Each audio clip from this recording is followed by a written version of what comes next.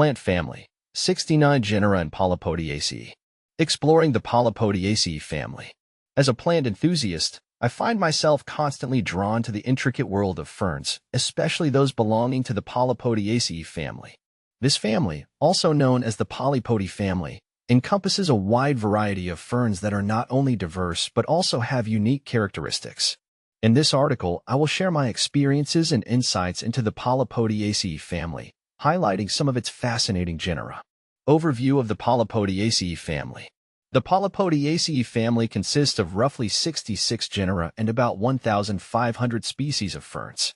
These ferns are primarily found in tropical and subtropical regions, although some species can be found in temperate areas as well.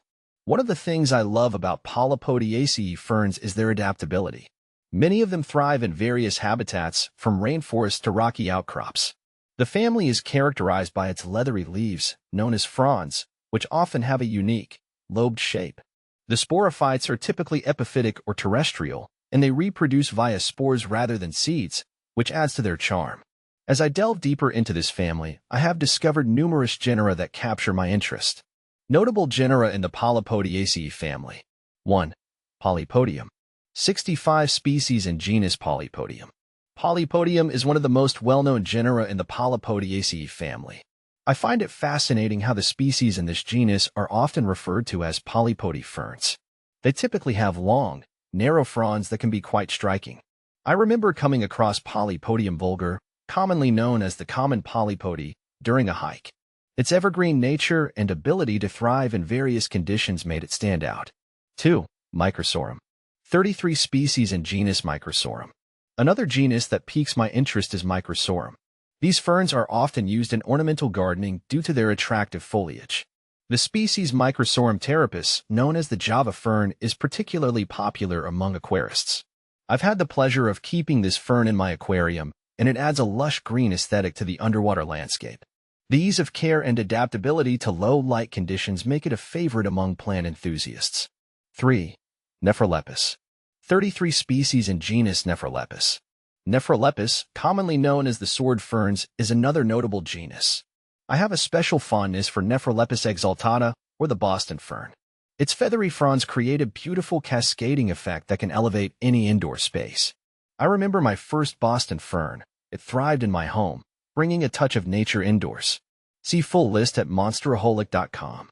Cultivating Polypodiaceae ferns. Cultivating ferns from the Polypodiaceae family can be a rewarding experience. Over the years, I've learned that these ferns prefer indirect light and high humidity, making them ideal for indoor gardening. I often miss my ferns to keep them happy and healthy. Additionally, using a well-draining potting mix ensures their roots do not sit in water, preventing root rot. One of my favorite ways to propagate ferns is through division. When my ferns outgrow their pots, I carefully divide the root ball and replant the sections. This method not only helps manage their size, but also allows me to share these beautiful plants with friends and family. Conclusion. The Polypodiaceae family is a treasure trove of diversity, with each genus offering its unique charm and characteristics. Whether it's the resilience of Polypodium, the ornamental appeal of Microsorum, or the historical significance of Lepidopterus, there's so much to explore and appreciate within this family. As I continue my journey in the world of ferns, I look forward to discovering more about these captivating plants and sharing my experiences with fellow plant enthusiasts. If you're considering adding some greenery to your space, I highly recommend exploring the wonderful world of Polypodiaceae ferns.